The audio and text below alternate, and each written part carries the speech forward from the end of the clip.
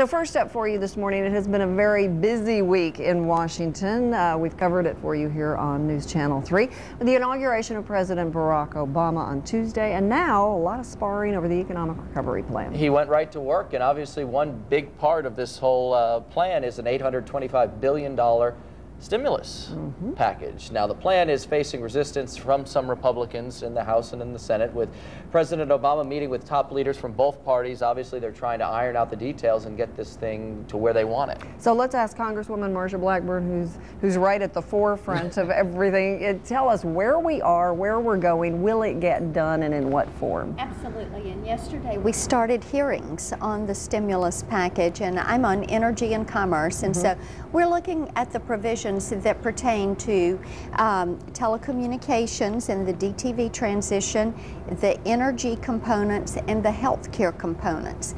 And our review of that started yesterday.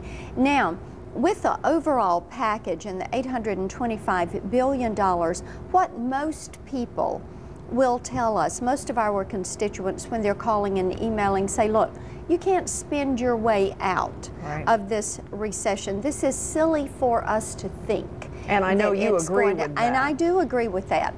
And we have a $10.7 trillion debt right now. Our national debt hit $10.7 trillion on January 3rd. We have had spending in the past 2 years like we have never had spending before. We have a deficit that for this year is already over $1 trillion.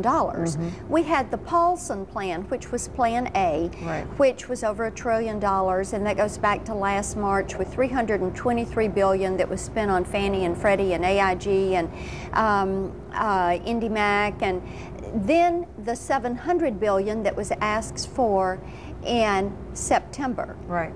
And now you have Obama with Plan B, which is another $825 billion.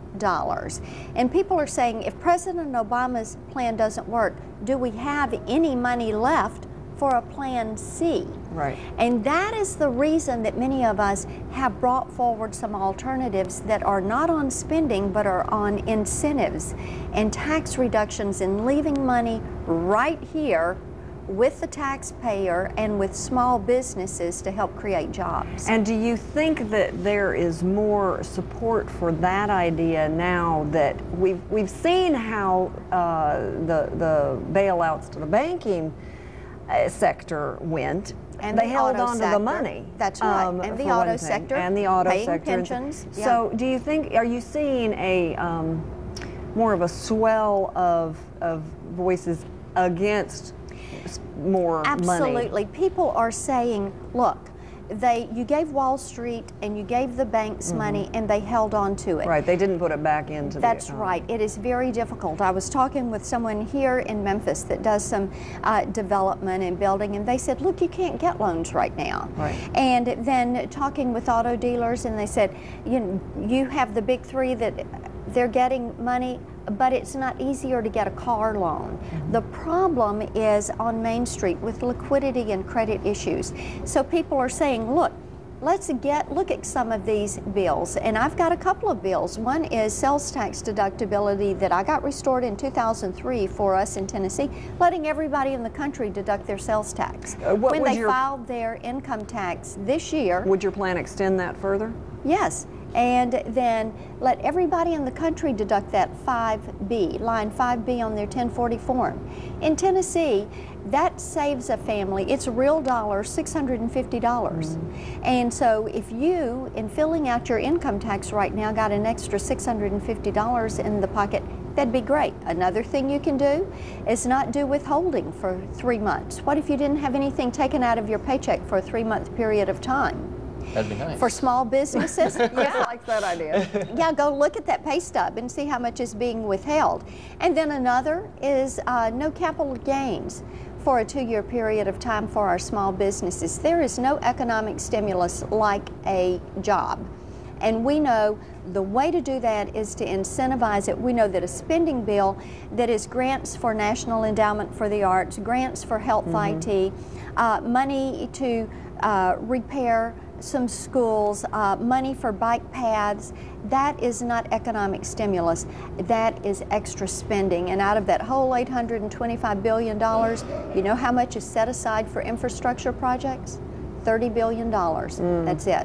Because that might get some and construction that is, work going. you know, that would be much of that money would be 18 months to 2 years before it actually reached the local community. Is the difference? Are we going to see some sort of additional multi-billion-dollar stimulus plan? And the big disagreement is over the amount of whether it's 825 billion, whether it's 500 billion, or are you pretty much against any additional stimulus? What the disagreement there is how you go at it. Okay. Because if you're going to run up the deficit and if you're going to increase the national debt, at some point, out of our $10.7 trillion debt, you've got about 40% of that is intergovernmental debt, and about 60% of it is held by private investors. At some point, the debt market and the bond market, people lose their appetite, or they lose their belief that the U.S. can ever repay that debt. That's the danger that we're up upon, and that's why it is important that we look at a different way of reaching the stimulus and look at leaving that money on Main Street. You feel like there will be more of an economic stimulus if you give the money to ordinary folks. We will spend it. Well, you will create those jobs. And and from an individual, like the withholding idea. That's right. How will that affect us, though? Because obviously if the government doesn't take in that money, there's going to be a sector that's going to say, no, we've got to have that withholding. How will that affect us? You know, and that's one of the big debates, because philosophically, you've got those that think government has first right of refusal to your paycheck, and then you've got others that think, no, I have first right of refusal to that paycheck, and let's keep that money at the local level.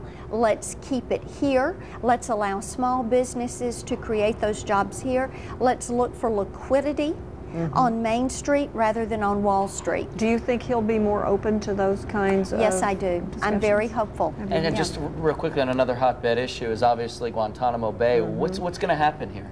You know, I think that there's going to be this public outcry. Where are you going to put these terrorists? I know I don't want them in Tennessee. So where are you going to put them if they're not at Guantanamo Bay? 9/11 Commission said one of the reasons the 9/11 attacks occurred was because of lack of human intelligence. Those terrorists at Gitmo, we're getting human intelligence from them that our military and civilian intelligence communities use every day. Wow. And lastly, Congressman, just to be able to share the inauguration with your constituents had to be a special event. It was, and to be able to have them there, to host them, to hold a reception for them, to go get them off the street and out of the cold and up to our office and take care of them. We've had a great week. Wonderful. Well, Thank and you. I know you're glad to be back where it's a little warmer now. Absolutely. All right, this is where you can reach Marsha Blackburn online. She wants to hear from each and every one of you, and as always, whenever you have time in town, you have a home here. Thank you so much. Thank Good you. to see you.